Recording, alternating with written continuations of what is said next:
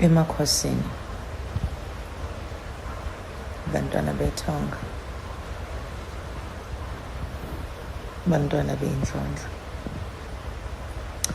I don't know, these days I just prefer speaking my mind and just sharing where I am. But le ibaluleke kakhulu. I went through initiation last year as the phase to somehow certify me as a healer. And however, what I've learned is that into ayipheli. Ngithe mangiphuma from initiation last year, I thought I'd be ready to consult spiritually and be able to assist abantu. Hello Mzansi, welcome to Mgosi Mzansi. If today is your first time visiting this channel, please do the right thing and click the subscribe button, and also don't forget to smash the like button. Kelly Kumalo ukhiphe post laphana ko Instagram ne video la khuluma khona ukuthi last year bekayotwasa it wasn't an easy journey.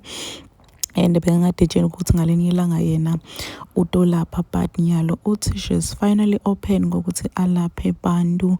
Wabhala laphana kule poster yakhe ukuthi wenda about cleansing yonke into la yendako laphana, wabhala nje ukuthi if bantu bafuna usito kuye bangeta, knowing ukuthi yini lena yena ladila ngayo. So abantu abaningi they commented lapha kule post yakhe basho ukuthi she was born to heal.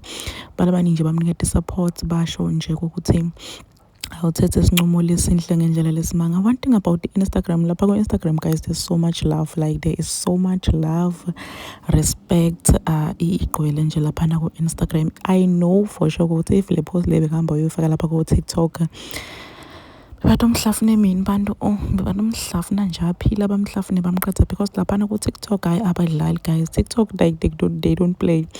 Bayovele bavusele yanza bayakhele yale ngafuna ukukhuluma ngayo, bavele nje bamdrage bambheshe atrend ngendlela lesimanga. But lapha ku Instagram alithando oluningi, hence why bathi Instagram yabantu laba mature nalabanemali, because lapha yana akho msangano nje.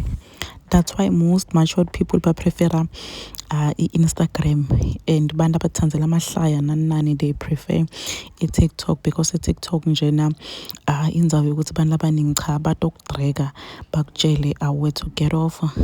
Lapha ku TikTok nje abantu they call a spade ngasho njalo. Please do comment what you think below down in the comment section. Don't forget to hit the notification bell. I will see you in the next one. I am signing out. Goodbye.